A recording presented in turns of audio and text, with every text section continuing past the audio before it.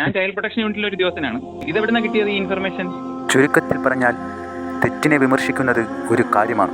ഒരു വ്യക്തിയുടെ ദൗർബല്യങ്ങളെയും വീഴ്ചകളെയും നിരന്തരം പ്രചരിപ്പിച്ച് അതിൽ നിന്ന് നേട്ടമുണ്ടാക്കുന്നത് സത്യം പറഞ്ഞാൽ തന്തയില്ലായ്മത്തരമാണ്.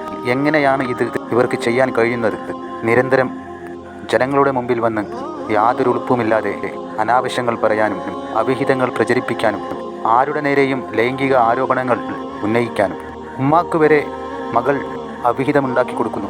വിവാഹപ്രായത്തിലേക്ക് എത്തി നിൽക്കുന്ന പെൺകുട്ടികൾക്ക് പോലും പരസ്യമായി ഇവർ വ്യഭിചാര ആരോപണം ഉന്നയിക്കുന്നു.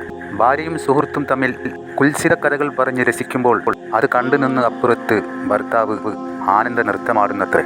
ആദ്യകാലങ്ങളിൽ ജീവിതത്തിലെ വലിയൊരു ദുഃഖകരമായ അവസ്ഥ പങ്കുവെച്ചുകൊണ്ടാണ് സ്ത്രീ യൂട്യൂബ് ചാനലിലൂടെ ജനങ്ങൾക്ക് മുന്നിലെത്തുന്നത്.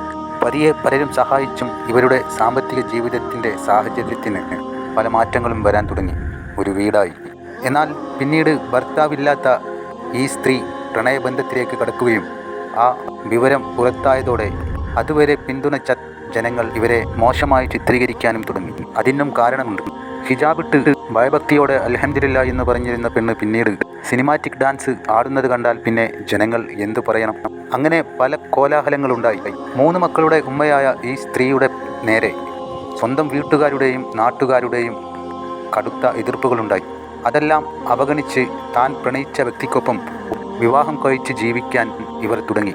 ഈ സ്ത്രീയുടെ 3 മക്കളിൽ മൂത്ത കുട്ടി പുതിയ ഭർത്താവിനോടൊപ്പം ജീവിക്കാൻ തുടങ്ങി കുറച്ച് മാസങ്ങൾ കഴിഞ്ഞപ്പോൾ തനിക്ക് തുടരാൻ താല്പര്യമില്ല എന്ന് പറഞ്ഞതും ഈ സ്ത്രീയുടെ നേരെ ജനങ്ങളുടെ കണ്ണു പതിയാൻ കാരണമായി. സ്വന്തം അമ്മയുടെ കൂടെ തുടരാൻ ഒരു കുട്ടി ആഗ്രഹിക്കുന്നില്ല എന്നത് നിസ്സാരമായ ഒരു കാര്യമല്ല.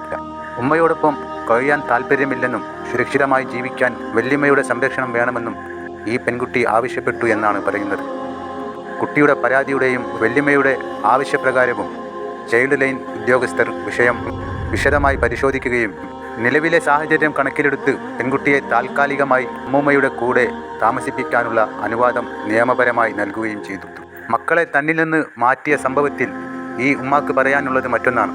തൻ്റെ പുതിയ വിവാഹത്തിനോട് വീട്ടുകാർക്കുള്ള കടുത്ത എതിർപ്പാണ് ഇതിനെല്ലാം പിന്നിലെന്നാണ് ഈ വിവരം കുറിച്ച് കുറവുള്ള ഈ സ്ത്രീ പറയുന്നത്. അതെന്താണെന്നോ, യാതൊരു വെളിവുമില്ലാതെ അനാവശ്യങ്ങൾ വിളിച്ചു പറയുന്നത് വിവരമുള്ള ആരെങ്കിലും ചെയ്യുമോ? ഇവരുടെ ചാനൽ പരിശോധിച്ചാൽ നമുക്ക് കാണാം ഉമ്മയും മകളും ചേർന്ന് നിന്ന് സന്തോഷങ്ങൾ പങ്കിടുന്ന സ്നേഹപ്രകടനങ്ങൾ. ഇവരുടെ ഒരു വീഡിയോയിൽ ഇവർ പറയുന്നത് തൻ്റെ മകളെ തന്നിൽ നിന്നും അകറ്റിയതാണെന്നാണ്. ഇപ്പോഴത്തെ വിവാഹത്തിൽ വീട്ടുകാർക്കുള്ള എതിർപ്പ് അത് കാരണമാണ് ഇത്തരമൊരു അവസ്ഥ അവർ മെനഞ്ഞെടുത്തതെന്നും മകൾക്കെപ്പോഴും മൊബൈൽ ഉപയോഗിക്കാനാണ് താല്പര്യം. പഠനത്തിൽ ശ്രദ്ധ കുറവായതുകൊണ്ട് ഒരു ഉമ്മ എന്ന നിലയിലുള്ള ഉത്തരവാദിത്തത്തോടെ താൻ മൊബൈൽ ഉപയോഗം നിയന്ത്രിക്കുകയും പഠിക്കാത്തതിൽ വഴക്ക് പറയുകയും ചെറിയ രീതിയിൽ ശിക്ഷിക്കുകയും ചെയ്തു.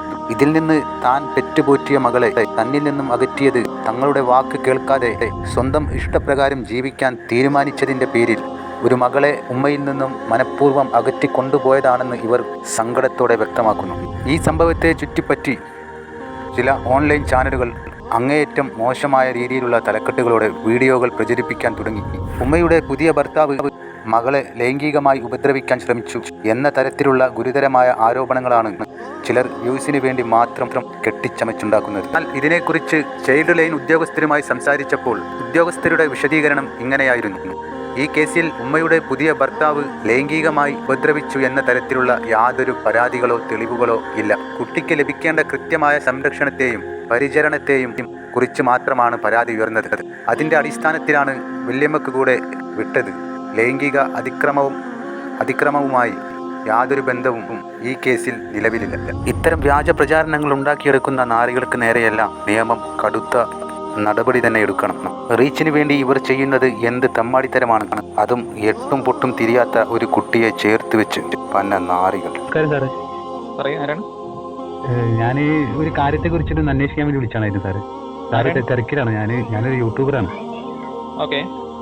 മറ്റേ ഈ നജില എന്ന് പറയുന്ന ഒരു കുട്ടിന്റെ ഒരു ചെറിയൊരു ഇഷ്യൂ ഉണ്ടായിട്ടില്ലേ?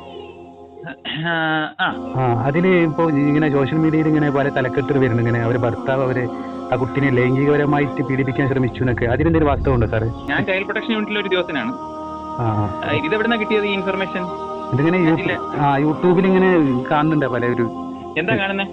ഇങ്ങനെ ഈ ഇവരെ ഭർത്താവ് പുതിയ ഈ നജിലിന്റെ ഇപ്പോഴത്തെ ഭർത്താവ് ഉണ്ടല്ലോ, അവര് ആ കുട്ടീനെ ലൈംഗികപരമായിട്ട് പീഡിപ്പിക്കാൻ ശ്രമിച്ചു എന്നൊക്കെയുള്ള ഒരു തലക്കെട്ടുകളൊക്കെ വരുന്നുണ്ട്. യൂട്യൂബിൽ വന്നോ? യൂട്യൂബിൽ ഇങ്ങനെ 1-2 വീഡിയോയിൽ അങ്ങനെ കണ്ടിട്ടുണ്ട്. അപ്പോൾ അങ്ങനെ ഒരു സംഭവം ഈ കേസിൽ അത് 1-2 യൂട്യൂബേഴ്സ് ഇട്ടിട്ടുണ്ട്.